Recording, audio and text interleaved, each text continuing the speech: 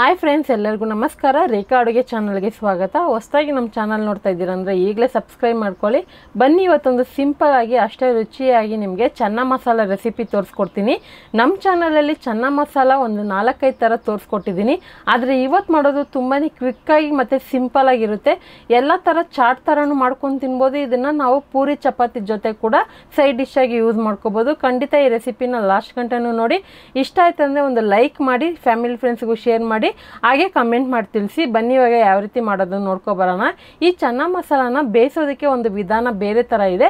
ಆದರೆ ನಾನು ಯಾವುದೇ ರೀತಿ ಮಸಾಲೆ ಇಂಗ್ರೀಡಿಯೆಂಟ್ಸ್ನ ಹಾಕಿ ಬೇಯಿಸಿಲ್ಲ. ಸಪ್ರೇಟಾಗಿ ಕಾಬಲ್ ಕಡಲೆನ 1 ಕಪ್ ಆಗೋಷ್ಟು ರಾತ್ರಿ ಓವರ್ ನೈಟ್ ಇದನ್ನು ನೆನೆಸಿ ಕುಕ್ಕರಲ್ಲಿ 2 ಕಪ್ ನೀರು ಹಾಕಿ ಒಂದು 4-5 ವಿಸಿಲ್ ಬಿಟ್ಟು ಬೇಯಿಸಿ ಎತ್ತಿಟ್ಕೊಂಡಿದ್ದೀನಿ. ಈ ಕಾಬಲ್ ಕಡಲೆಗೆ ಚೆನ್ನ ಮಸಾಲೆಗೆ ಮೇಯ್ನು ಟೀ ಪೌಡರು ಮತ್ತು ಚಕ್ಕೆ ಲವಂಗೆಲ್ಲ ಹಾಕಿ ಬೇಯಿಸ್ತಾರೆ. ನಾನು ಆ ಥರ ಏನೂ ಯೂಸ್ ಮಾಡಿಲ್ಲ. ಅದು ಆಲ್ರೆಡಿ ನಮ್ಮ ಚಾನಲಲ್ಲಿ ತೋರಿಸಿದ್ದೀನಿ ನಾನು. ಈಗ ಇದಕ್ಕೆ ಒಗ್ಗರಣೆ ಮಾಡೋದಕ್ಕೆ ಒಂದು ಕಡಾಯಿಗೆ ಒಂದು 3 ಟೇಬಲ್ ಸ್ಪೂನ್ ಎಣ್ಣೆ, ಚಕ್ಕೆ, ಲವಂಗ, ಯಾಲಕ್ಕಿ, ಪಲಾವ್ ಎಲೆ ಮತ್ತು ಚಿಕ್ಕದಾಗಿ ಚಾಪ್ ಮಾಡಿರೋಂಥ 1 ಟೀ ಸ್ಪೂನ್ ಶುಂಠಿನೂ 1 ಟೀ ಸ್ಪೂನ್ ಆಗೋಷ್ಟು ಬೆಳ್ಳುಳ್ಳಿ ಹಾಕ್ಕೊತಾ ಇದ್ದೀನಿ. ಚಕ್ಕೆ ಲವಂಗ ಜಸ್ಟ್ ಒಂದು 2 ಹಾಕ್ಕೊಳ್ಳಿ ಸಾಕು, ತುಂಬ ಫ್ಲೇವರ್ ಬೇಡ. ಯಾಕಂದರೆ ಚೆನ್ನ ಮಸಾಲ ಪೌಡರ್ ಯೂಸ್ ಮಾಡ್ತೀರಲ್ವ, ನೀವು ಯಾವ ಬ್ರ್ಯಾಂಡ್ದಾದರೂ ಯೂಸ್ ಮಾಡ್ಕೋಬೋದು ಚೆನ್ನ ಮಸಾಲ ಪೌಡರು. ಸೊ ತುಂಬಾ ಚೆನ್ನಾಗಿರುತ್ತೆ ಪೂರಿಗಂತೂ ಕಾಂಬಿನೇಷನು. ಇಲ್ಲಿ ಚಿಕ್ಕದಾಗಿ ಚಾಪ್ ಮಾಡಿರೋಂಥ ಒಂದು 3 ಮೀಡಿಯಮ್ ಸೈಜ್ ಈರುಳ್ಳಿನ ಹಾಕ್ಕೊತಾ ಇದ್ದೀನಿ. ಸುಮಾರು 1 ಕಪ್ ಆಗೋಷ್ಟು ಈರುಳ್ಳಿ. ಇದನ್ನು ಪೇಸ್ಟ್ ಮಾಡೋ ಅವಶ್ಯಕತೆ ಏನಿಲ್ಲ. ಈ ಥರ ಚಿಕ್ಕದಾಗಿ ಚಾಪ್ ಮಾಡ್ಕೊಳ್ಳಿ. ನನ್ನ ಹತ್ರ ಚಾಪರ್ ಇರೋದ್ರಿಂದ ನಾನು ಅದರಲ್ಲಿ ಚಾಪ್ ಮಾಡ್ಕೊಂಡಿದ್ದೀನಿ. ನಿಮಗೆ ಆ ಥರ ಆಗಿಲ್ಲ ಅಂದರೆ ಮಿಕ್ಸಿನಲ್ಲಿ ತರತರಿಯಾಗಿ ಪೇಸ್ಟ್ ಕೂಡ ಮಾಡ್ಕೋಬೋದು. ಇದನ್ನು ಒಂದು 2 ನಿಮಿಷ ಫ್ರೈ ಮಾಡ್ಕೊಳ್ಳೋಣ. 2 ನಿಮಿಷ ಫ್ರೈ ಆದಮೇಲೆ ಸ್ವಲ್ಪ ಲೈಟಾಗಿ ಕಲರ್ ಚೇಂಜ್ ಆಗ್ತಾ ಬಂದಿದೆ ಅಲ್ವಾ.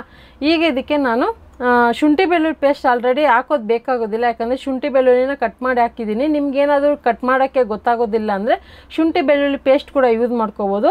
ಈಗ ಇಲ್ಲಿ ಖಾರದ ಪುಡಿ 1 ಟೀ ಸ್ಪೂನ್ ಹಾಕ್ಕೊತಾ ಇದ್ದೀನಿ. ಅರಿಶಿನ ಪುಡಿ 1/4 ಟೀ ಸ್ಪೂನ್ ಹಾಕ್ಕೊತಾ ಇದ್ದೀನಿ. ಸೊ ಎಕ್ಸ್ಟ್ರಾ ಬೇರೆ ಮಸಾಲೆಗಳ ಏನು ಜಾಸ್ತಿ ಯೂಸ್ ಮಾಡೋದಿಲ್ಲ. ನೋಡಿ, ಇದು ಚೆನ್ನ ಮಸಾಲ ಪೌಡರು. ನಿಮಗೆ ಚೋಲೆ ಮಸಾಲ ಅಂತಲೂ ಸಿಗುತ್ತೆ, ಚೆನ್ನ ಮಸಾಲ ಅಂತಲೂ ಸಿಗುತ್ತೆ. ಎರಡರಲ್ಲಿ ಯಾವುದಾದ್ರು ಯೂಸ್ ಮಾಡ್ಕೋಬೋದು. 2 ಟೀ ಸ್ಪೂನ್ ಆಗೋಷ್ಟು ಈ ಪೌಡರ್ ಹಾಕ್ಕೊತಾ ಇದ್ದೀನಿ.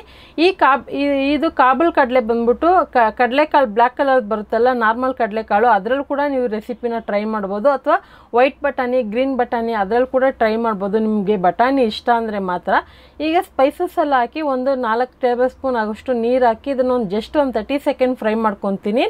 ಸೊ ನಿಮಗೆ ಕಲರ್ ಒಂದು ಸ್ವಲ್ಪ ಡಿಫ್ರೆಂಟ್ ಬರುತ್ತೆ ಒರಿಜಿನಲ್ಗೂ ಇವಾಗ ನಾನು ಮಾಡೋಂಥ ರೆಸಿಪಿಗೆ. ಒರಿಜಿನಲ್ಗೆ ಅಂದರೆ ಸೊ ನಾನು ಹೇಳ್ದಂಗೆ ಅದನ್ನು ಟೀ ಪೌಡರು ಮತ್ತು ಚಕ್ಕೆ ಲವಂಗ, ಪಲಾವ್ ಎಲೆ ಅದೆಲ್ಲ ಹಾಕಿ ಬೇಯಿಸಿ ಅದನ್ನು ಫಿಲ್ಟ್ರ್ ಮಾಡಿ ಆನಂತರ ರೆಸಿಪಿನ ಮಾಡ್ತಾರೆ. ಸೊ ಅದು ನೋಡಿಲ್ಲ ಅಂದರೆ ಒಂದು ಸರಿ ಚೆಕ್ ಮಾಡಿ, ನಾನು ಆಲ್ರೆಡಿ ಹಾಕಿದ್ದೀನಿ. ಈಗ ಇದಕ್ಕೆ ನಾನು ಕ್ಯೂಬ್ಸಾಗಿ ಕಟ್ ಮಾಡಿರೋದು 2 ಮೀಡಿಯಮ್ ಸೈಜ್ ಟೊಮೊಟೊ ಹಾಕ್ಕೊತಾ ಇದ್ದೀನಿ. ಕೆಲವರು ಗ್ರೇವಿ ಥರ ಇಷ್ಟಪಡ್ತೀರ ಅಂದರೆ ಟೊಮೊಟೊನು ಪ್ಯೂರಿ ಮಾಡಿ ಹಾಕ್ಕೋಬೋದು, ಅಂದರೆ ಮಿಕ್ಸಿನಲ್ಲಿ ಪೇಸ್ಟ್ ಮಾಡಿ ಕೂಡ ಹಾಕ್ಕೋಬೋದು. ನಾನು ತೊಗೊಂಡಿರೋಂಥ ಕಾಬಲ್ ಕಡಲೆಗೆ ನಾನು ತೋರಿಸೋಂಥ ಮಸಾಲೆ ಇಂಗ್ರೀಡಿಯೆಂಟ್ಸ್ ಕರೆಕ್ಟಾಗಿರುತ್ತೆ. ಇದೊಂದು ಸ್ವಲ್ಪ ಡ್ರೈ ಗ್ರೇವಿ ಥರ ಮಾಡ್ತೀನಿ. ಅಂದರೆ ಇದನ್ನು ನಾವು ಚಾಟ್ ಥರನೂ ಯೂಸ್ ಮಾಡ್ಕೋಬೋದು. ಅದು ಯಾವ ಥರ ಅಂತಲೂ ಹೇಳ್ತೀನಿ. ಇವಾಗ ಬೇಯಿಸಿರೋಂಥ ಕಡಲೆಕಾಳು ಮತ್ತು ಅದರಲ್ಲಿ ನೀರು ಇರುತ್ತಲ್ಲ, ಅದು ಕೂಡ ಯೂಸ್ ಮಾಡ್ಕೊಳ್ಳಿ, ವೇಸ್ಟ್ ಮಾಡೋಕ್ಕೆ ಹೋಗಬೇಡಿ. ಇದಕ್ಕೆ ನೀರು ಕ್ವಾಂಟಿಟಿ ಕಡಿಮೆನೇ. ಈಗ ಇದನ್ನು ಮೀಡಿಯಮ್ ಫ್ಲೇಮಲ್ಲಿ 5 ನಿಮಿಷ ಫ್ರೈ ಮಾಡ್ಕೊತೀನಿ. ಮಧ್ಯದಲ್ಲಿ ಅವಾಗವಾಗ ಸೌಟಿಂದ ತಿರುಗಿಸ್ಕೊಡಿ, ತಲೆ ಹಿಡಿಬಾರ್ದು. ಸೊ ಇವಾಗ ನೋಡ್ತಾ ಇರ್ಬೋದು ಗಟ್ಟಿ ಆಗ್ತಾ ಬಂದಿದೆ. ಇದನ್ನು ನೀವು ಚಾಟ್ ಥರ ಇದನ್ನು ಕನ್ವರ್ಟ್ ಮಾಡಿ ತಿಂತೀರಾ ಅಂದರೆ, ಸೊ ಇದನ್ನು ನೀವು ಚಾಟ್ ಥರ ಮಾಡೋದಾದರೆ ಸೌತೆಕಾಯಿ, ಈರುಳ್ಳಿ, ಟೊಮೊಟೊ ಅದೆಲ್ಲ ಹಾಕಿ ನೀವು ಇದನ್ನು ಮಿಕ್ಸ್ ಮಾಡಿ ತಿನ್ಕೋಬೋದು. ಆದರೆ ಪೂರ್ತಿ ಡ್ರೈ ಮಾಡಬೇಕಾಗುತ್ತೆ. ಅಥವಾ ಪೂರಿಗೆ, ಚಪಾತಿಗೆ ನೀವು ಮಾಡ್ತೀರಾ ಅಂದರೆ ನಾನು ತೋರಿಸೋ ಥರ ಸ್ವಲ್ಪ ಗ್ರೇವಿ ಥರ ಆಗಿದ ತಕ್ಷಣ ಇದಕ್ಕೆ ಕಟ್ ಮಾಡಿರೋವಂಥ ಒಂದು 4 ಹಸಿರುಮೆಣಸಿನ್ಕಾಯಿ, ಕೊತ್ತಂಬರಿ ಹಾಕಿ ಇಳಿಸ್ಕೊಂಡ್ರೆ ಸಾಕು. ಸೂಪರಾಗಿ ಅಷ್ಟೇ ಸಿಂಪಲ್ಲಾಗಿ ಚೆನ್ನ ಮಸಾಲ ರೆಸಿಪಿ ರೆಡಿಯಾಗಿದೆ. ಖಂಡಿತ ಈ ರೆಸಿಪಿ ನೀವು ಫಸ್ಟ್ ಟೈಮ್ ಟ್ರೈ ಮಾಡಿದೇನೋ ಅಷ್ಟೇ ಚೆನ್ನಾಗಿ ಬರುತ್ತೆ ಮತ್ತು ಈಸಿಯಾಗಿ ತೋರಿಸ್ಕೊಟ್ಟಿದ್ದೀನಿ. ಸೊ ನಿಮಗೆ ಏನಾದರೂ ಬೇರೆ ಥರ ಡಿಫ್ರೆಂಟ್ ಬೇಕಂದರೆ ಆಲ್ರೆಡಿ ಹಾಕಿದ್ದೀನಿ, ನೀವು ಒಂದ್ಸರಿ ಹೋಗಿ ಚೆಕ್ ಮಾಡಿ. ಆದರೆ ಇವತ್ತು ಮಾಡೋದು ಖಂಡಿತ ನಿಮಗೆಲ್ಲ ಇಷ್ಟ ಆಗುತ್ತೆ.